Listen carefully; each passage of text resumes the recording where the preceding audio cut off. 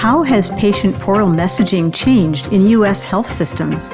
Do self-directed digital tools for chronic pain management outperform traditional clinician-led therapy for veterans?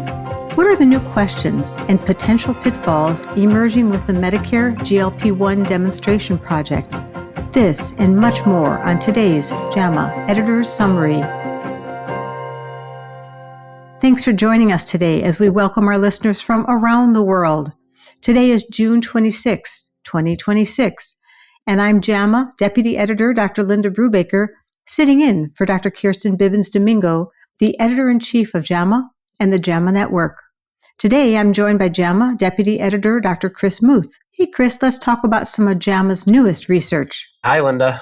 Chris, I'd like to start with the communication transformation that has really exploded in recent years, patient portal messages. The trends and effects on practice across the U.S. haven't been well described. Yes, in this cross-sectional analysis of approximately 8 billion encounters between 2020 to 2025, Dr. Long and colleagues analyzed Epic Cosmos data from across more than 2,000 hospitals and 47,000 clinics. Both patient and clinician-authored portal messages increased, with patient messages per person increasing from around 1 per patient per year to 2.5 per patient per year, or about 153% increase. And office visits also increased by 17%. The increase in new messaging didn't replace in-person or phone care. It came on top, resulting in a larger total communication workload and suggesting that as messaging becomes a core communication channel, health systems need to adapt to this rising volume and any potential disparities in access. JAMA Deputy Editor Dr. Joe Ross discussed this work with Dr. Long and co-author Mikhail Mankowski on the JAMA Clinical Reviews podcast. Here's a clip from their discussion. The Cosmos data resource is really spectacular, but is there any reason you would think that the findings would be different if you were looking at data from a different EHR vendor or anything like that? Epic has a pretty large penetration right now in the market, I think, especially nowadays. But of course, other vendors might have a bit different workflows, how basically the messages are handled. But I still believe that overall, if a person wants to send a message, they can send a message and this message will be responded. So while, of course, we are kind of looking at the one vendor only, yes, I think we can be pretty certain those trends more or less generalize. And in an accompanying editorial, Drs. Molina and Ross discuss how this shift to asynchronous electronic messaging has reached a tipping point. The inbox is now central to clinical practice. Health systems must update staffing models and workflows to match this reality. Otherwise, more care shifts outside the visit, often into uncompensated clinician time, increasing the risk of burnout and missed patient needs. Let's shift gears a bit, Chris, to discuss a new trial that addressed chronic musculoskeletal pain. Although cognitive behavioral therapy for pain, CBT-CP, is the recommended non-drug therapy, many patients in need experience barriers to access CBT-CP, including distance, time constraints, and limited clinician availability. This trial addresses whether self-directed CBT-CP, when supported by remote coaches, can be more effective than traditional clinician-led formats. Dr. Alicia Heapy and colleagues enrolled 764 adults with chronic musculoskeletal pain receiving care in the Veterans Health Administration system.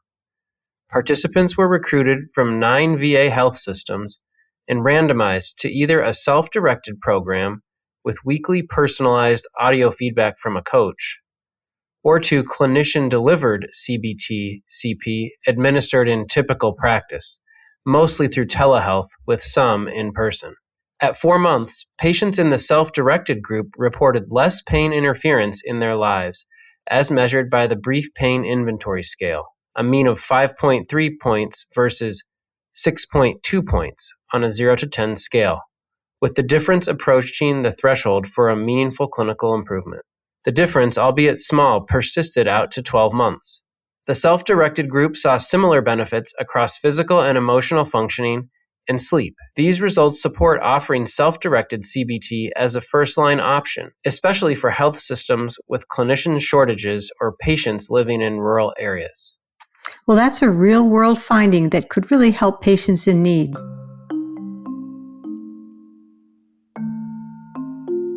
JAMA has several opinion publications this week. Chris, as a neurologist, you likely found Dr. Xiao's perspective to be quite interesting. Yes, in a JAMA perspective, Dr. Xiao reflects on a half-century of progress in Alzheimer's disease.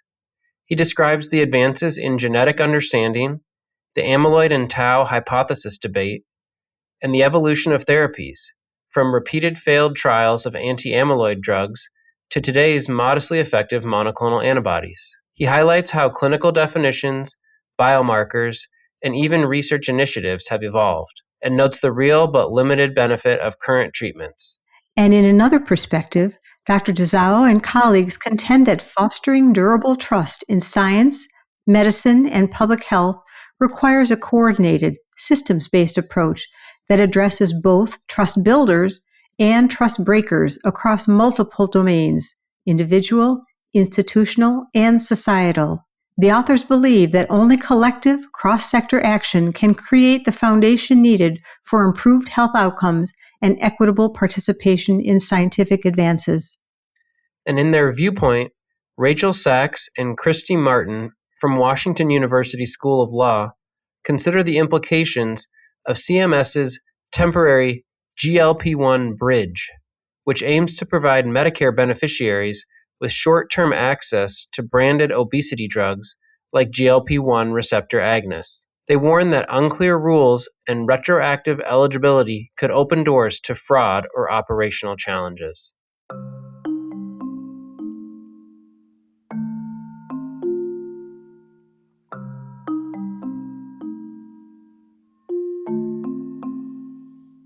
Okay, Chris, let's talk about the JAMA clinical contributions published this week with clinicians and patients in mind. Dr. Machero and colleagues highlight the challenges and opportunities in providing hospice and palliative care for incarcerated people. This population has much higher rates of illness and mortality and unique barriers to dignified end-of-life care.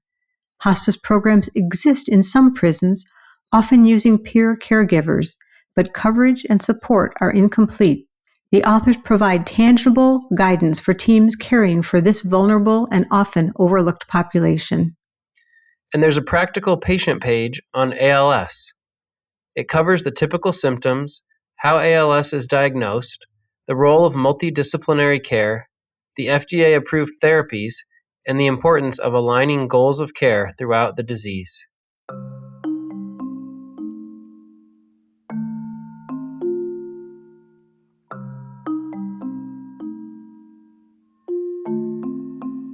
The JAMA Medical News team also has a summary podcast that publishes every Friday and gives our listeners insight into the latest medical news. You can subscribe to the JAMA Medical News podcast at jamamedicalnews.com or click on the link in this episode's show notes. Well, that's a wrap for this week's JAMA Editor's Summary. Thanks, Chris, and thanks to our listeners for tuning in to hear what's new at JAMA this week. These highlights were brought to you by Dr. Chris Muth and me, Dr. Linda Brubaker. This episode was produced by Shelley Steffens and Dr. Michael Lipnick at the JAMA Network. A link to this JAMA content can be found in this episode's show notes. To follow this and other JAMA Network podcasts, please visit us online at jamanetworkaudio.com. And thanks for listening. The script for this podcast was generated with assistance from GPT 4.1 OpenAI tools following an editor-developed prompt. The script was then reviewed, edited, and approved by editorial staff. This content is protected by copyright by the American Medical Association with all rights reserved, including those for text and data mining, AI training, and similar technologies.